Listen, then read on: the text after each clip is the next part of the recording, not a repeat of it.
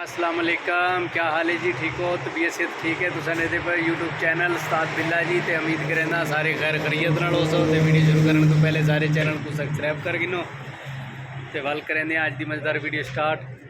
ये देख गिनो जी अस आज आए बैठे हाँ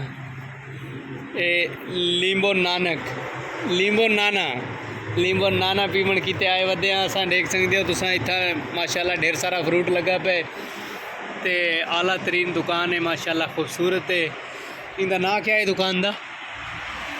इंदा जी असा ना सामने तो आपको शो कर दिता है। ये सामने इंदा ये ना है सकते पे अब्दुल्ला मार्केट है।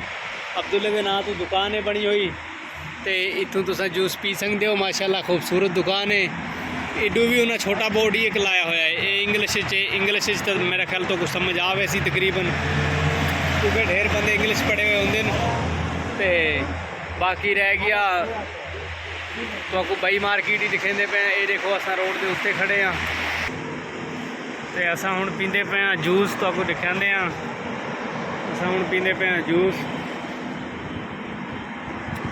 ओए होए ठंडा बाऊ है यार, वल्ला ठंडा बाऊ है। ये देख गिनो ठंडा ढेर ही वे इस तरह चकेंदा पे नींबू भी वहाँ घेरला जा रहा था। ते असा हुण जूस पी के ते भला असा वन के खेड़सू लूडो ते लूडो का ही तो आपको दिखेसूँ गेम।